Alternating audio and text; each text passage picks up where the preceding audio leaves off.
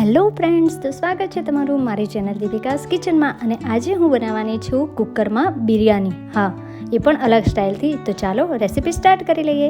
તો સૌથી પહેલાં કુકરની અંદર આપણે અહીંયા તેલ એડ કરી લઈએ. તમે જે તેલ વાપરતા હોય એ તમે લઈ શકો છો. ત્યારબાદ આપણે એમાં એડ કરીશું જીરું. આખું જીરું આવે છે એ એડ કરીએ અને જીરું સરસ રીતે ગરમ થઈ જાય અને ચટકી જાય ત્યારબાદ આપણે એમાં બધા ખડા મસાલા એડ કરી દઈશું, જેમાં સૂકું મરચું, બાદિયા, તજ, લવિંગ, મરી અને મોટી ઇલાયચી સાથે નાની ઇલાયચી એડ કરી લેવાની છે. હવે એમાં મેં એડ કર્યા છે મીઠા લીમડાના પાન. મીઠા લીમડાના પાન છે એ સરસ રીતે તતડી જાય ત્યારબાદ આપણે એની અંદર મેં આદુ અને લસણની પેસ્ટ એડ કરી છે. ત્યારબાદ અહીંયા મેં ઝીણા મરચાં સમારીને લીધા હતા.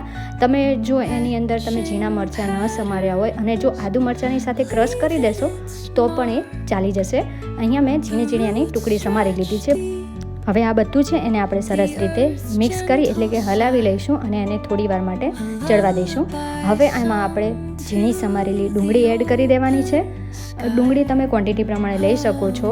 હવે એમાં મેં ઝીણા ટમેટાં સમારી લીધેલા છે એ એડ કરી દીધા છે. હવે આ બધું આપણે સરસ રીતે મિક્સ કરી દેવાનું છે. અને હા, જો તમારે મીઠું અત્યારે એડ કરવું હોય તો પણ તમે કરી શકો છો. અહીંયા હું પહેલાં શું કરીશ કે આ જે બધા ડુંગળી ટમેટાં છે એને એકદમ સોફ્ટ થવા માટે રહેવા દઈશ.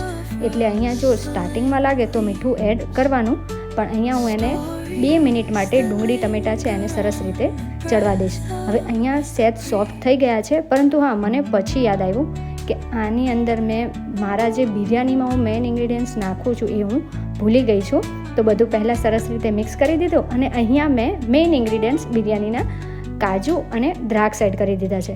હા, હું બિરયાનીની અંદર કાજુ અને દ્રાક્ષ એડ કરું છું. જો તમે આખા રાખવા હોય કાજુ તો પણ ચાલે અને ટુકડા કરવા હોય તો પણ ચાલે. જ્યારે પણ તમે બિરયાની બનાવો તો તમે આ એડ કરીને એકવાર ટ્રાય કરજો, ખૂબ જ સરસ લાગશે.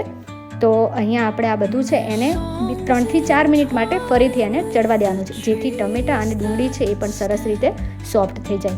તો અહીંયા 2 થી 3 મિનિટ બાદ આપણે કુકરનું ઢાંકણું ખોલીને જોયું છે.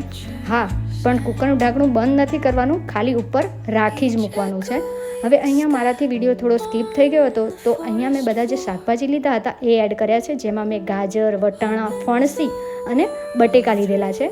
વિડીયોમાં થોડો સ્કીપ થઈ ગયેલો હતો, એટલે કે વિડીયો જ્યારે મેં સ્ટાર્ટ કર્યું ઉતારવાનું ત્યારે ખબર નથી કે કેમેરાની જે વિડીયો ઉતારવાની જે આપણે દબાવીએ છીએ જ્યારે કે વિડીયો ઉતરે એ જ બંધ થયેલું પડ્યું હતું, બટન જ બંધ હતું. તો મેં ત્યારે જોયું તો આપણે આ બધા શાકભાજી એડ કરી લીધા અને એનો વિડીયો ઉતરી ગયો છે. તો હવે તમે એ ન જોતા કે શું નાખ્યું છે, તો મેં તમને કહી દીધું છે. મેં અહીંયા વટાણા, ગાજર, ફણસી અને બટેકા એડ કર્યા છે. હવે ઉપર આપણે ઘરના બધા મસાલા છે એ એડ કરી લઈએ. એમાં મેં મીઠું, હળદર, મરચું, ધાણા જીરું પાવડર અને અહીંયા મારો સ્પેશિયલ ઘરનો ગરમ મસાલો હું બનાવું છું જે એ એડ કર્યો છે. એની ઉપર મેં અહીંયા 1 વાટકી જેટલું દહીં એડ કર્યું છે. તમે શાકભાજીમાં તમે ફ્લાવર, કોબીજ એ પણ લઈ શકો છો, પરંતુ હા, ધ્યાન રાખવું કે એ વધારે ચડી ન જાય એનું. તો અહીંયા દહીં આપણે એડ કરીએ ને ત્યારે આ બિરયાનીનો ટેસ્ટ ઓર નિખરી અને ઓર સરસ રીતે આવે છે.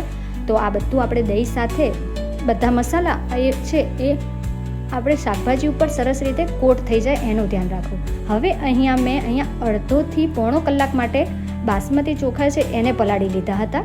જે સ્પેશિયલ પુલાવ અને બિરયાનીના આવે છે ને એ ચોખા મેં લીધા છે.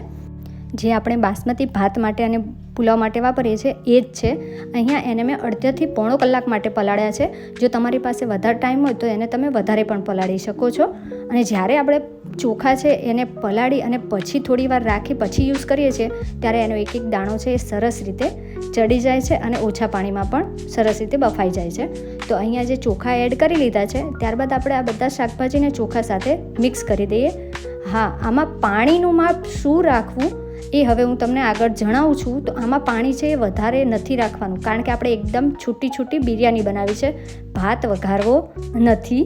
તો અહીંયા મેં થોડું પાણી એડ કર્યું છે અને પાણી પણ કેટલું કે જ્યાં સુધી આપણા શાકભાજી અને ભાતના ચોખા છે એ સરસ રીતે ડૂબી જાય એટલું જ. જો આ રીતે, અને એના લીધે જ આપણું તમે કહેશો કે આટલા પાણીમાં તો ભાત ચડે નહીં, પરંતુ એ જ કારણ છે કે આપણે ચોખાને પહેલાં પલાળી દીધા છે કે ઓછા પાણીમાં અને એકદમ છૂટો દાણો પણ તૈયાર થાય. હવે ઉપરથી મેં અહીંયા ધાણા ભાજી આની અંદર જ એડ કરી દીધા છે કુકરમાં જ, અને એને પણ આ રીતે સરસ રીતે મિક્સ કરી અને રાખી દઈશું. અને હવે આપણે એને 3 થી 4 જ સીટી વગાડવાની છે. કેટલી? 3 થી 4 જ સીટી. અને જેના લીધે આપણા બિરયાનીના જે બિરયાની કયો એ એકદમ છૂટો દાણો ભાતનો રહેવાનો છે. તો હવે 3 સીટી પછી મેં ઢાંકણ ખોલી લીધું છે, અને આ તમે જોઈ શકો છો કે એકદમ કેવું ઉપરથી જ એકદમ દાણો છૂટો લાગે છે.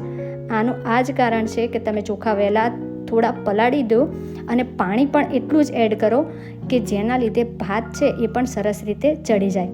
તો રેડી છે આપણી બિરયાની, કુકર બિરયાની. તમે પણ ટ્રાય કરો અને બાદમાં મને જણાવો કે તમને આ બિરયાનીનો ટેસ્ટ કેવો લાગ્યો અને તમારે ત્યાં બિરયાની કેવી બની. તો હું તમને નજીકથી પણ બતાવું છું કે દાણો છે એકદમ છૂટો અને એકદમ સરસ, એક ભાતનો દાણો છે એકદમ છૂટો બનવાનો છે. અને આ રીતના આપણી કુકરની બિરયાની રેડી થવાની છે. તો જો હું તમને થોડું નજીકથી પણ બતાવું, અને આ રીતે ચમચીમાં થોડા ભાતના દાણા છે એ લઈને હું પણ તમને એ પણ બતાવું છું. તો જોઈ શકો છો એક દાણો કેટલો છૂટો અને એકદમ બધા શાકભાજી પણ એકદમ ખીલેલા અને છૂટા બને છે. તો રેડી છે આપણી કુકર બિરયાની.